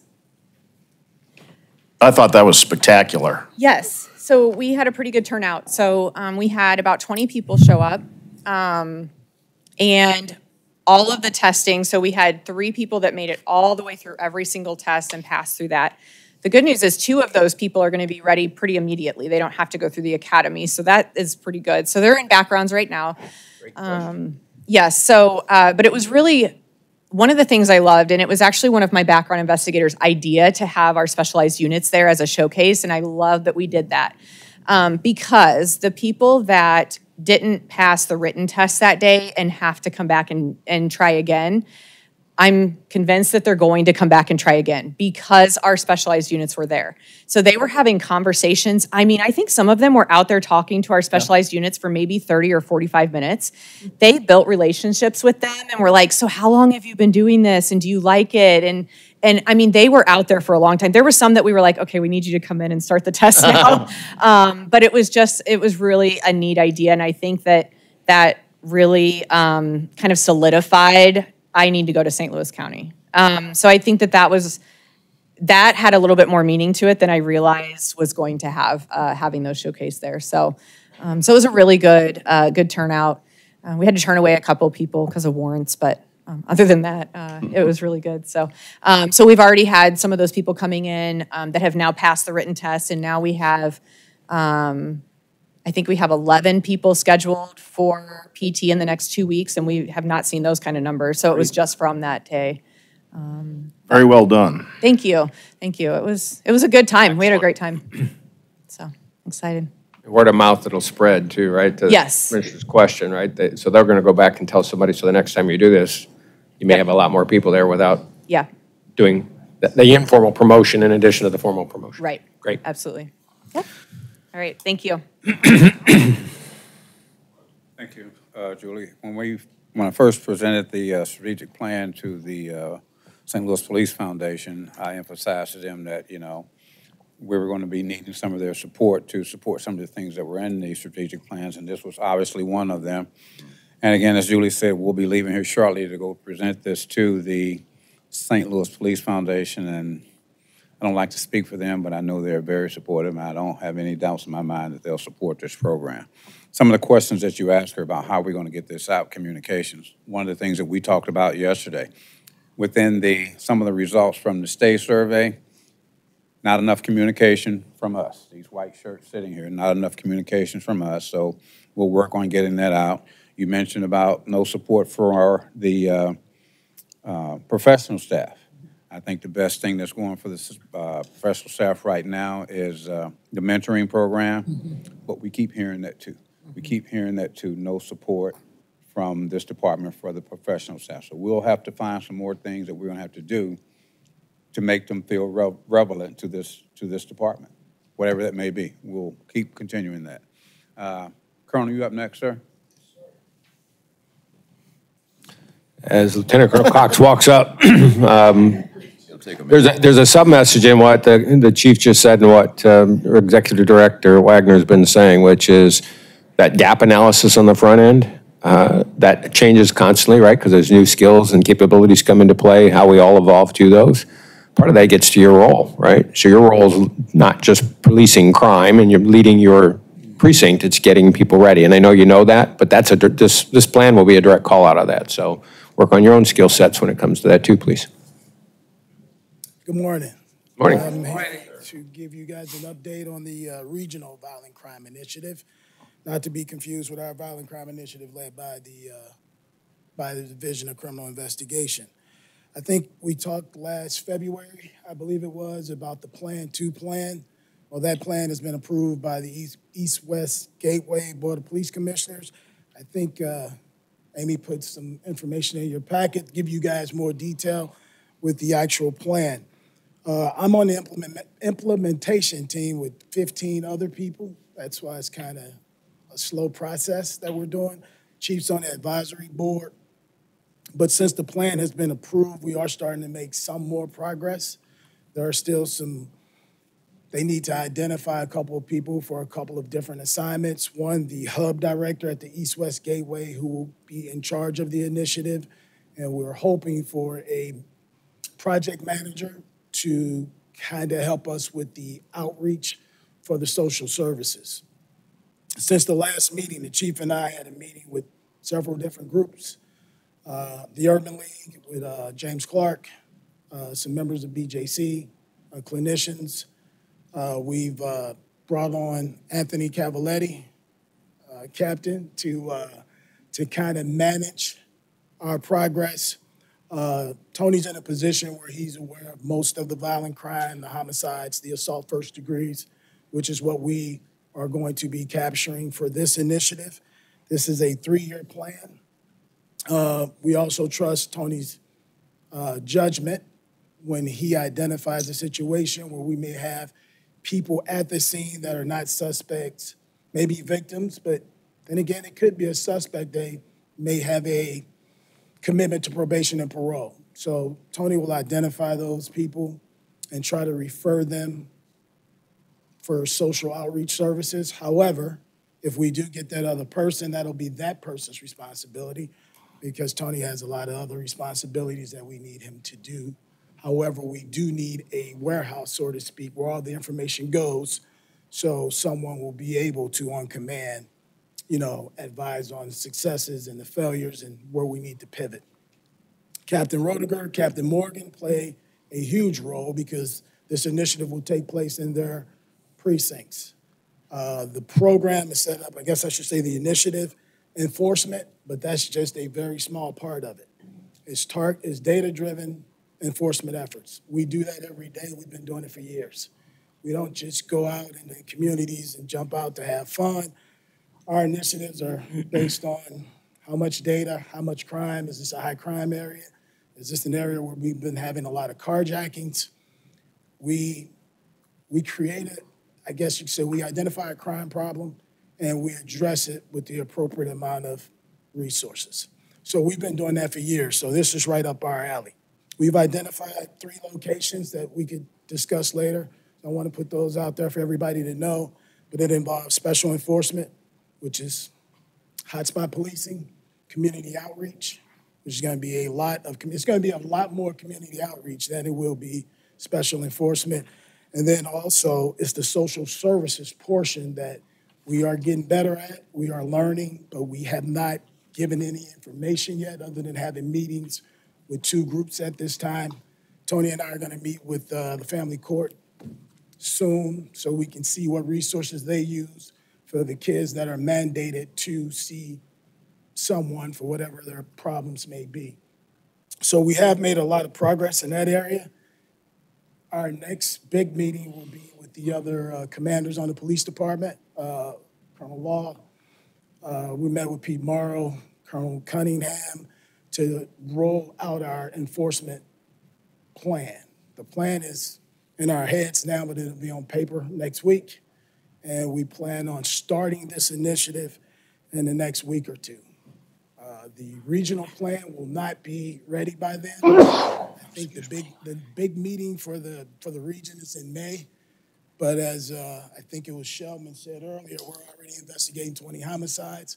We can't wait on the final plan. We need to get going with the plan now. So we are ready. The chief has approved us to get started on it right away. But we're still identifying the social services portion of this. I think that's important. And there are little things like how much information can we give if it's just a person, let's just say, for instance, we had a stabbing that resulted in the death of a juvenile. Well, some of the children that were on the scene were involved in some of the fighting at the school.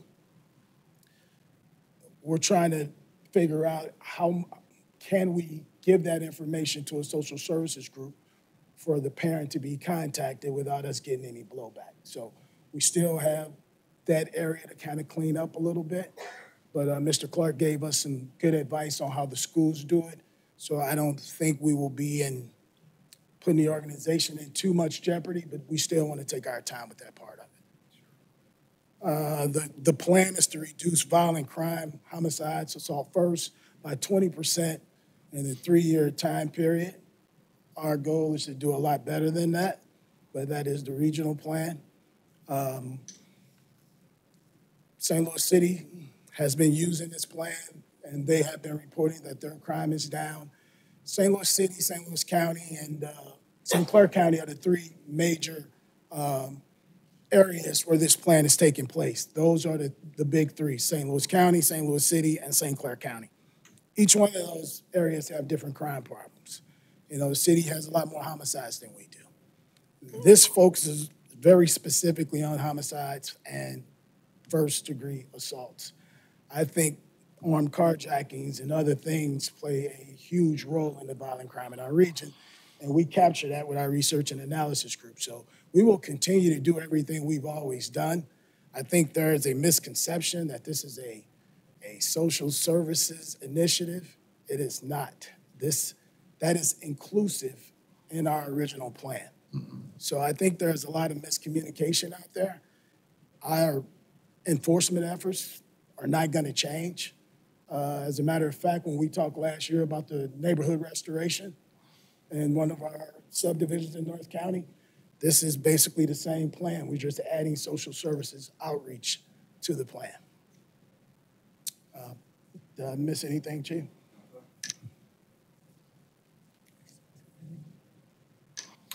What do you need of us? You got anything? Well, I think if you guys can advise and lead with the social services part of this thing, you know, Tony's never going to say no, and me and the chief know that. And he'll have a lot of work to do on top of what he already does. So I think it's important that we continue to try to identify, but we don't want many, maybe 3 or 4 social services outreach groups that focuses on cognitive behavior theory and conflict resolution. Those are the main 2. And if we can find someone who can lead that charge and help us get those people to the resources or get the resources to those folks, I think that would help us out with the original plan. So is the ask identifying or liaison or both?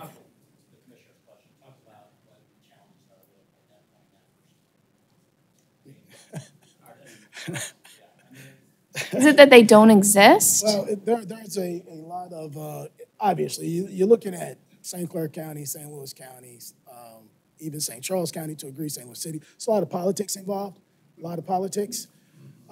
That's why the plan hasn't rolled out yet. You got a lot of people, a lot of chefs in the kitchen. There has been a problem with trying to, that position that we need that person to lead the social services portion of this, we don't believe that person should be with the police department. It should probably be a county government position where they can facilitate these people to the resources. And the reason why I say that, the street outreach component in this, some of the individuals that may be receptive to receiving street outreach doesn't want any part of us, the uniform and the police. So some of those workers have to go in, and sometimes it's people that are kind of from the street that may have turned their life around, that's dealing with certain situations. And if that person or group is known to affiliate with the police, they may not be as successful in the work that they're trying to do. So, that's all I can say about that at this time. So maybe taking the questions one step further, which is give some more thought, and not that you haven't already, but be more explicit on us on how we can help, and you can provide that to us when you think you have that. Okay, thank you. All right.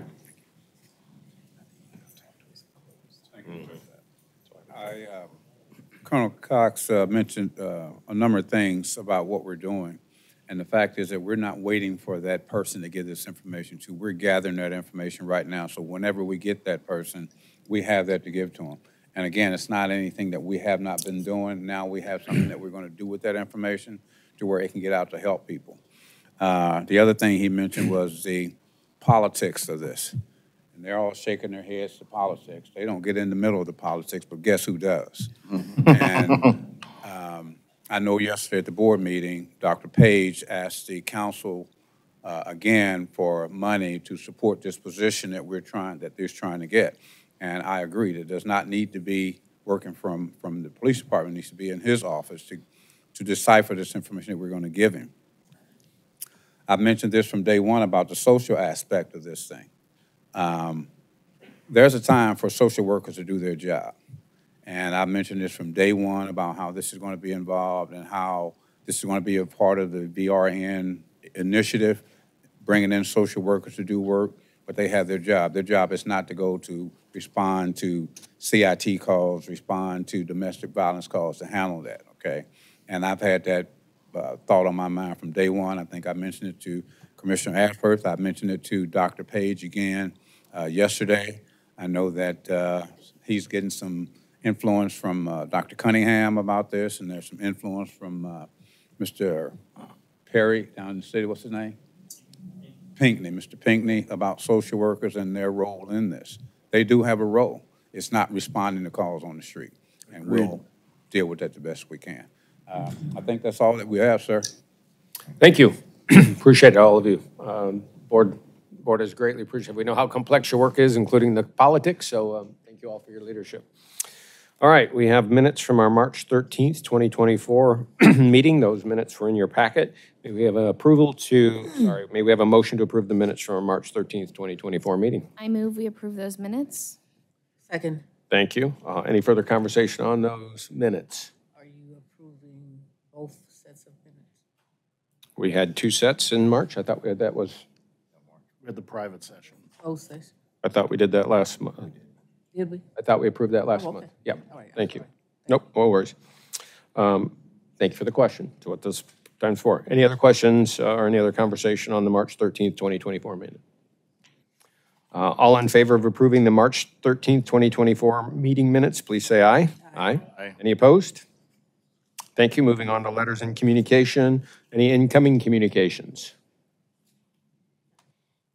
Any outgoing communications? Moving to old business, sir. Thank you, Mr. Chair. I just wanted to take a minute to acknowledge our Balling in the Lou Brown versus Blue basketball game that we held 2 weeks ago, I guess now. Our team performed well, a lot like the Iowa women. We had a great first half. We sort of ran out of gas in the second half, but I want to thank all of our players who really played their hearts out.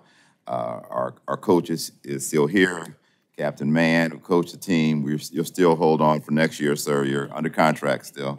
No Calipari for you. Our honorary coaches, Wesley Bell for the county and Gabe Gore for the city, were both there. Both chiefs were there. Chief Gregory just left, was instrumental there, as well as Chief Tracy. The city hosted us this year, of course. Mayor Jones, not a very gracious winner, but she was there. And we appreciate all of her efforts, as well as the volunteers, for the recruiters that were there, our media team, Vera Clay and Sergeant Panis. None of it would happen without their support. And the guy who does all the heavy lifting, Sergeant Brandon McCray, just did a great job with his team and picking up the food, which is donated again this year, and cooking the food up for us and then serving the food. His team did a great job meeting with us. He works underneath, of course, Colonel Cox, who was there at all the pre-meetings to make sure that we had everything coordinated with our partners in the city. So thank you to everybody, certainly the board and their generosity. Again, for the third year, the grand prizes were donated out of pocket by our board members. This year we gave out an Apple Watch and a hoverboard. And they like the hoverboard more than the Apple Watch, surprisingly.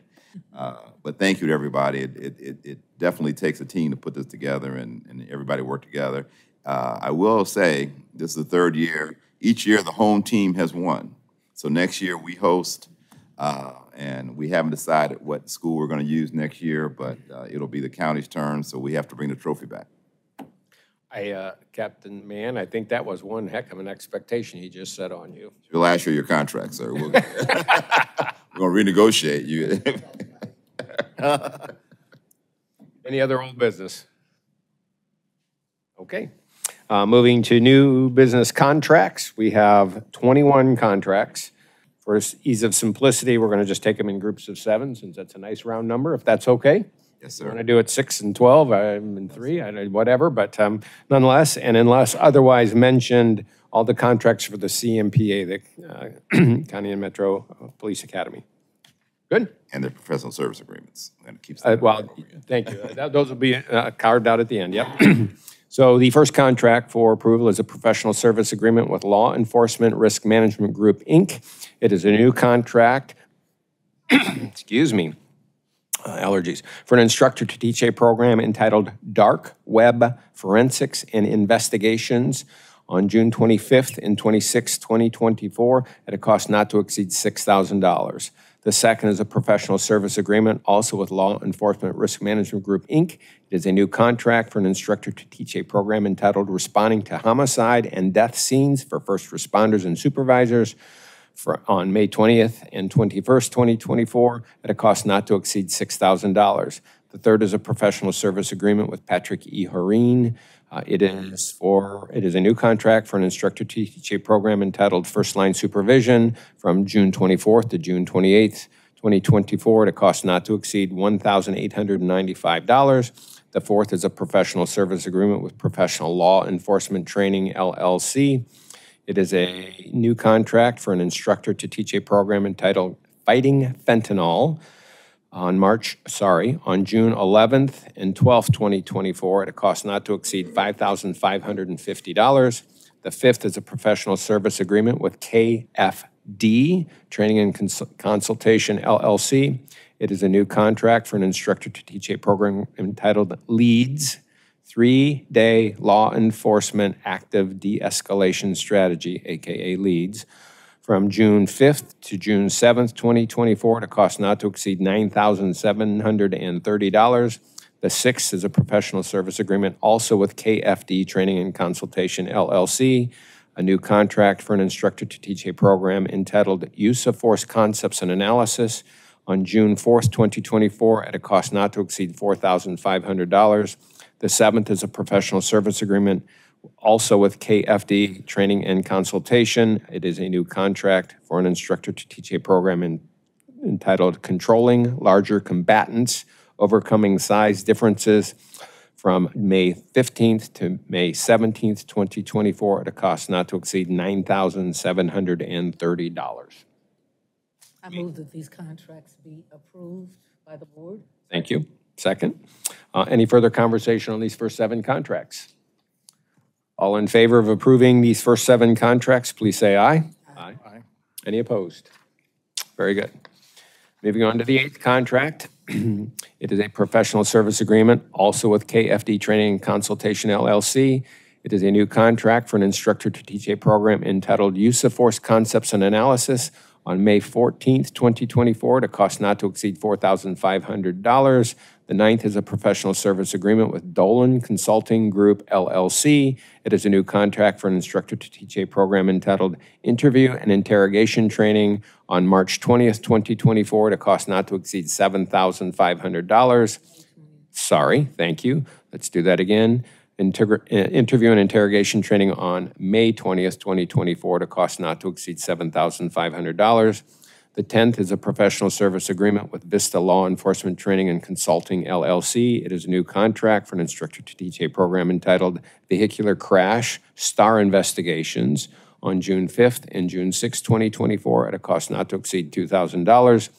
The 11th is a professional service agreement, also with Vista Training and Consulting, LLC. It is a new contract for an instructor to teach a program entitled Bloodstain Pattern Evidence Analysis on May 22nd and May 23rd, 2024, at a cost not to exceed $2,000.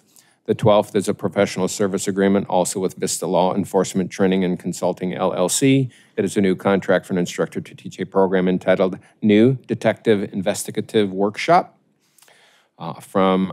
April 22nd to April 24th, 2024, at a cost not to exceed $3,000. The 13th is a professional service agreement with Training Force USA LLC. It is a new contract for an instructor to teach a program entitled Technical Spanish on May 17th, 2024, at a cost not to exceed $4,250. And the 14th is a professional service agreement with Mosier Training Solutions LLC. It is a new contract for an instructor to teach a program entitled Basic Field Training Officer Instruction Certification from May 20th, 2024 to May 22nd, 2024, at a cost not to exceed $9,475. May we have a motion for the second set of 7 contracts? I move we approve the second set of contracts. Thank you. Any further conversation on the second set of contracts? If I knew how to say all in favor in Spanish, I would, so we'll just keep it in English. Technical Spanish. Apparently I need to hit that class. I don't know that much. Yep, thank you. All in favor of approving these next 7 contracts, please say aye. Aye. Aye. Any opposed? All right, last set of contracts. Professional service agreement number 15 is with Right Solutions, Inc. It is a new contract for an instructor to teach a program entitled Interpersonal Perspectives and Stress Management on June 25th, 2024, at a cost not to exceed $500. The 16th is a professional service agreement with Public Grants and Training Initiatives. It is a new contract for an instructor to teach a program entitled Detective Boot Camp on June 26th and June 27th, 2024, at a cost not to exceed $6,000. The 17th is a professional service agreement, also with Public Grants and Training Initiatives. It is also a new contract for an instructor to teach a program entitled Gangs, Narcotics, and Street Crimes in a New Era, on June 3rd and June 4th, 2024, at a cost not to exceed $5,500. The 18th is a professional service agreement, also with Public Grants and Training Initiatives. It is a new contract for an instructor to teach a program entitled Gang Combat Dynamics on May 14th and May 15th, 2024, at a cost not to exceed $5,300. The 19th is a professional service agreement with the Missouri Department of Public Safety. It is to approve the award of a contract and certified assurances for the fiscal year 2023 Crisis Intervention Program Grant, which is administered by the Missouri Department of Public Safety. The award amount is $751,014 and will fund the salary and benefits of 2 St. Louis County police officers, 7 contracted clinicians, and training for the CIU. These positions will be used to expand both the LEAD program and the CIU, as well as provide a liaison between the programs to allow for the most individuals experiencing mental health and addiction crises to be reached and diverted out of the criminal justice system and into services, thereby reducing the potential for violent crime or harm to the individual or others. The 20th is a memorandum of understanding with the Bureau of Alcohol, Tobacco, and Firearms and Explosives. It is to approve a new memorandum of understanding with the BATF to establish a new task force officer position with the Bureau of Drug Enforcement. The MOU will delineate the purpose, supervision, and control and investigative activities of the task force officer. The MOU may be terminated at any time with written mutual consent to the parties involved. And the last is a memorandum of understanding with the Federal Bureau of Investigation. It is to approve the MOU with the FBI, and it is a renewal MOU for renewal and update to the current MOU with the FBI. The purpose of this MOU is to delineate the responsibilities of the St. Louis Violent Gangs Safe Streets Task Force personnel, formalize relationships between participating agencies for policy guidance, planning, training, public and media relations, and maximize interagency cooperation. In addition, this MOU outlines the use of body-worn cameras by federally deputized task force members. The MOU may be terminated at any time upon written mutual consent of the parties involved. I move we approve these contracts. Thank you. Second. Thank you. Any further conversation on these last 7 contracts? Just a quick comment. The SAC for the FBI here has been transferred after only 2 years back to DC, but it's always been a very strong advocate for the department, so we wish him well in his endeavors. And they haven't named anybody yet, but we'll hope that this cooperation continues under their new leadership. Well, thank you for the recognition, Commissioner. Thank you. All in favor of approving these final 7 contracts, please say aye. Aye. Aye. Aye, sorry about that. Any opposed? We have 21 new agreements, 21 new contracts. Thank you. Public forum, anything from the public? All right, may we have a motion to move to closed meeting? So move. After you read it. Oh, that's right. Read first. All right. Catch your breath. So I thought I was supposed to ask for the motion.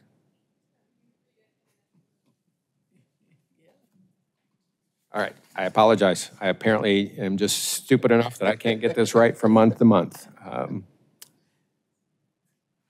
The motion, the Board of Police Commissioners may vote to go into closed meeting for legal advice and review of claims and lawsuits involving the Police Department, Section 610.0211 RSMO and Sections 114.0201 SLCRO. Discussion of employee and personnel matters, Section 610.0213 and 13 RSMO and Sections 114.020.13 and 13 SLCRO. Preparation and discussion for negotiations with employee groups, Sections 610.0219 and RSMO and Sections 114.02019. Discussion of security measures and investigative information that, if disclosed, has the potential to endanger the health and safety of an individual or the public, Section 610.02118A RSMO, 114.020123 SLCRO, and discussion of operational guidelines, policies, and specific response plans developed, adopted, or maintained by the department for the use in responding to or preventing any critical incident which has the potential to endanger individual or public safety or health, where the public interest in non-disclosure outweighs the public in disclosure.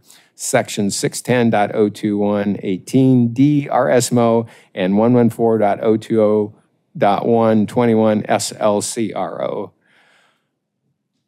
And my apologies for being an idiot about this, but I'll get it right yet. Thank you. May we now have a motion? For all of those reasons, I move that we go into closed Including session. the idiot one, yes, thank you. May we have a second? Second. Thank you. Any further conversation? Not on the idiot one. You can converse on the other stuff.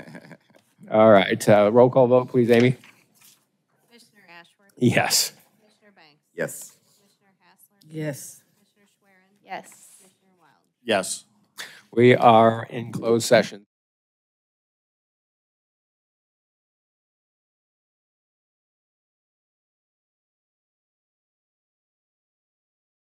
Great. We are back from closed session. We held a vote in closed session, and it was individually agreed upon, which was to return to open session. Each board member said yes, so we have returned. Anything before we close? All right, we will be working on our date for the May meeting. We will certainly send that out with appropriate notice. May we have a motion to adjourn? Any motion to? So we have a seconded the emotion. All right, Amy, would you do a roll call, please? Commissioner Ashworth? Yes. Commissioner Banks? Yes. Commissioner Hassler? Yes. Commissioner Schwerin? Yes. Commissioner Wild? Yes. We are adjourned. Thank you all and see you next month.